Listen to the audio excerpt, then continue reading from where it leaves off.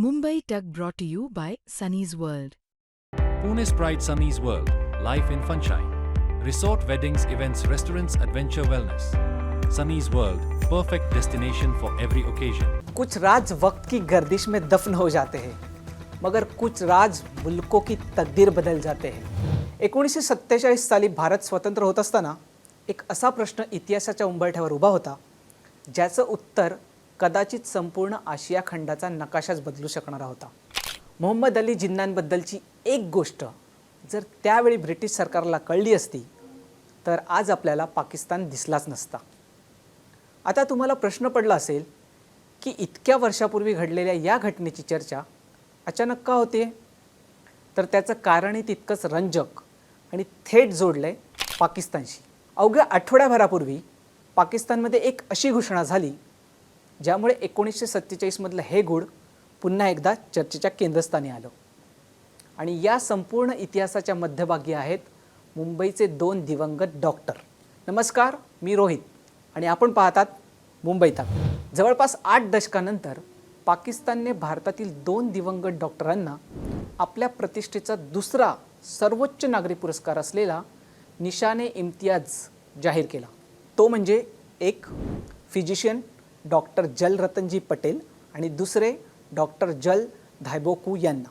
पण प्रश्न असा आहे की भारताच्या या दोन दिवंगत डॉक्टरांबद्दल पाकिस्तानला अचानक प्रेमाचं एवढं भरतं का आलं? म्हणजे तब्बल 79 वर्षानंतर त्यांना इतका मोठा सन्मान देण्यामागचं नेमकं कारण काय? खरं तर या सन्मानामागे केवळ डॉक्टर म्हणून त्यांनी केलेली सेवा नाही आहे, तर एक असं गुपित आहे ज्याचा धागा थेट मोहम्मद अली जिन्नांपर्यंत पोचतो. आणि हे गुपित जितकं धक्कादायक आहे तितकंच रंजकही आहे. चला जाणून घेऊया एका अशा ऐतिहासिक गुपिताची कहाणी ज्याचा संबंध थेट मुंबई, जिन्ना आणि 1947च्या फाळणीशी आहे. पाकिस्तानने नुकतीच आपल्या स्वातंत्र्य दिनाच्या निमित्त नागरी आणि लष्करी पुरस्कारांची घोषणा केली. याच घोषणेनंतर पाकिस्तानचे नियोजन मंत्री एहसान इक्बाल यांनी एक्सवरील पोस्टमधून दोन नावांची माहिती दिली. ही दोन नावं होती डॉक्टर जल रतनजी पटेल आणि डॉक्टर जल धायबोकू या दोघांची. ही दोघेही मुंबईतील पारसी समुदायातील डॉक्टर. पाकिस्तानच्या म्हणण्यानुसार या दोन्ही डॉक्टरांनी मोहम्मद अली जिन्ना यांच्या गंभीर आजाराची माहिती अत्यंत प्रामाणिकपणे आणि व्यावसायिक गोपनीयता पाळून गुप्त ठेवलेली. आणि याचीच परतफेड पाकिस्तान आता करत आहे, ती म्हणजे निशाने इम्तियाज बहाल करून. मंत्री इक्बाल यांनी या घटनेचं महत्त्व सांगताना एक अत्यंत मोठा दावा केला आहे. त्यांच्या मते जिन्नांच्या प्रकृतीची गंभीरता जर त्यावेळी समोर आली असती तर 1947मध्ये पाकिस्तानच्या निर्मितीलाच खीळ बसली असती. पण ही सगळी कहाणी जाणून घेण्यासाठी आपल्याला 1946-47चा काळ समजून घ्यावा लागेल. मोहम्मद अली जिन्ना हे मुस्लिम लीगचे प्रमुख नेते, तसंच स्वतंत्र पाकिस्तानच्या मागणीचा सर्वात प्रमुख चेहरा. पण याच काळात जिन्नांच्या शरीरात एक गंभीर आजार वाढत होता, क्षयरोग म्हणजे TB. तेव्हाच्या उपलब्ध माहितीनुसार त्या काळात जिन्नांची प्रकृती अत्यंत खालावलेली. डॉक्टर जलरतनजी पटेल त्यांच्यावर उपचार करत होते. जिन्नांना त्यांच्या आजाराची गंभीरता माहिती होती आणि या आजाराची माहिती जर ब्रिटिश सत्ताधाऱ्यांना कळली आणि तेही विशेषतः लॉर्ड माउंटबॅटन यांना कळली तर वेगळ्या देशाचं स्वप्न भंगेल ही भीती जिन्नांना होती. कारण त्या काळात पाकिस्तानच्या निर्मिती चर्चा ही निर्णायक टप्प्यावर पोहोचलेली. जिन्नांची मागणी स्पष्ट होती, फाळणी लवकर करा आणि आम्हाला स्वतंत्र पाकिस्तान द्या. जिन्नांच्या या घाईमागचं खरं कारण होतं ते म्हणजे त्यांचा गंभीर आजार. अशावेळी मुंबईतील ते दोन डॉक्टर हे जिन्नांसाठी जणू देवदूतच ठरलेले.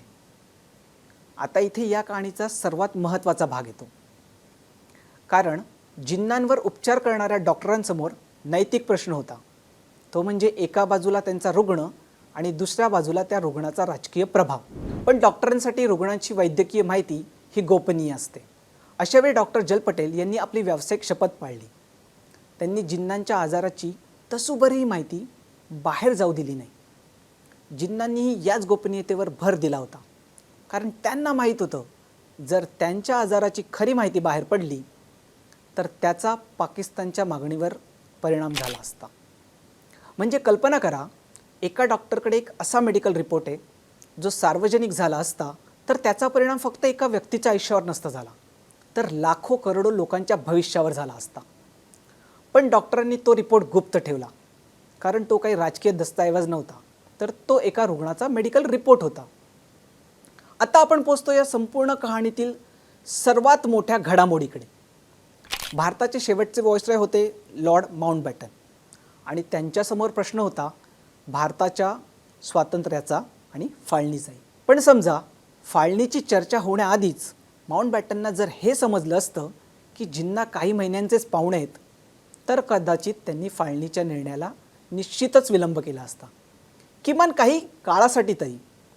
पण हा दावा कितपत खरा आहे हे आपल्याला फ्रीडम ॲट मिडनाईट या ऐतिहासिक पुस्तकातून समजून घ्यावं लागेल. हो, हे तेच पुस्तक आहे ज्यावर नुकतीच एक वेबसिरीज देखील आलेली. लॅरी कॉलिन्स आणि डॉमिनिक लॅपियर या जोडगोळीने लिहिलेलं हे प्रसिद्ध पुस्तक आहे. भारताची फाळणी आणि स्वातंत्र्य याचा मागोवा घेण्यासाठी या लेखकांनी अनेक वर्ष संशोधन केलं. या संशोधनात त्यांनी लॉर्ड माउंटबॅटन यांच्या अनेक भेटी घेतल्या. माउंटबॅटन यांच्याकडे त्या काळातील घटनांची थेट माहिती होती.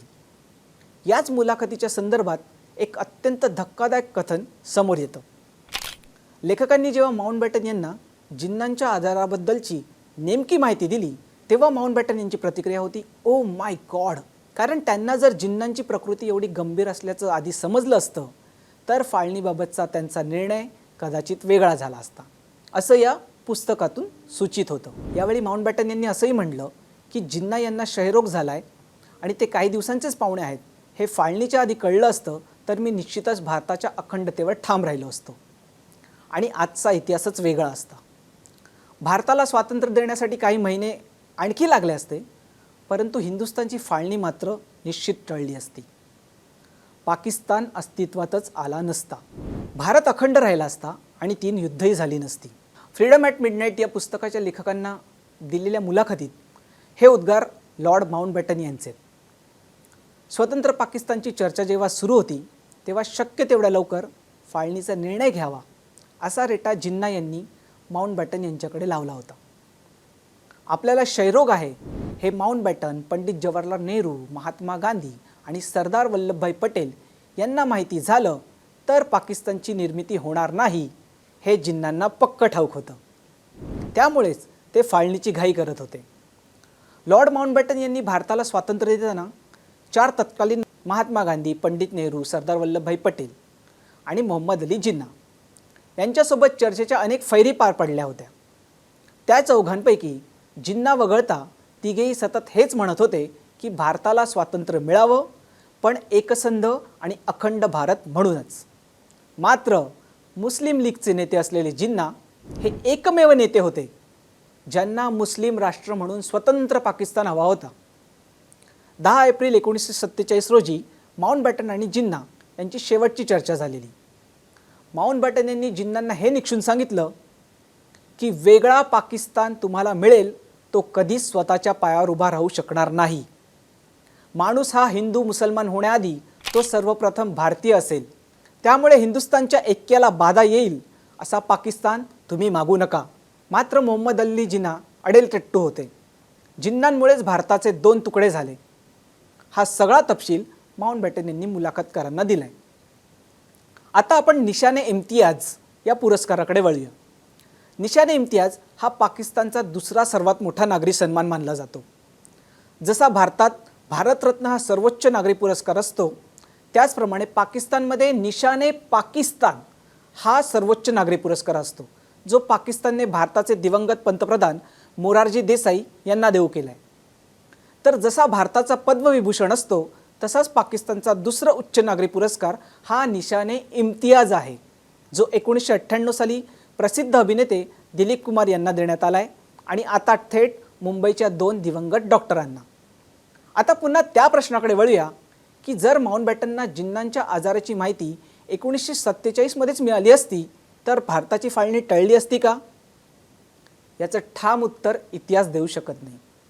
कारण फाळणीमागे अनेक राजकीय, सामाजिक आणि सांप्रदायिक घटक होते. पण एवढं नक्की होतं की जिन्नांची प्रकृती ही त्या काळातील अत्यंत संवेदनशील बाब होती आणि त्यांच्या डॉक्टरांनी ती माहिती सार्वजनिक केली नाही. त्यांनी आपल्या पेशाची गोपनीयता पाळली. आज पाकिस्तान त्याच गोपनीयतेकडे एका वेगळ्या नजरेने पाहत आहे आणि त्याचसाठी त्यांनी मुंबईच्या 2 डॉक्टरांना निशाने इम्तियाज देऊ केला आहे. खरं तर कधीकधी बंद दरवाजाआड घडलेल्या छोट्या घटनाही पुढे प्रचंड मोठ्या उलथापालथी घडवतात. त्यावेळी देखील मुंबईतील 2 डॉक्टरांनी फक्त आपल्या रुग्णाचं गुपित जपलेलं, पण त्याच गुपिताच्या सावलीत जन्म झाला एका देशाचा. जर त्या 2 डॉक्टरांनी जिन्नांच्या आजाराची माहिती लपवली नसती तर भारताची फाळणी टळू शकली असती का? याबाबत तुमचं मत कमेंटमध्ये नक्की सांगा. आणि अशाच इतिहासातील गूढ आणि रंजक राजकीय कथा पाहण्यासाठी मुंबई तकला सबस्क्राईब करा. थँक्यू.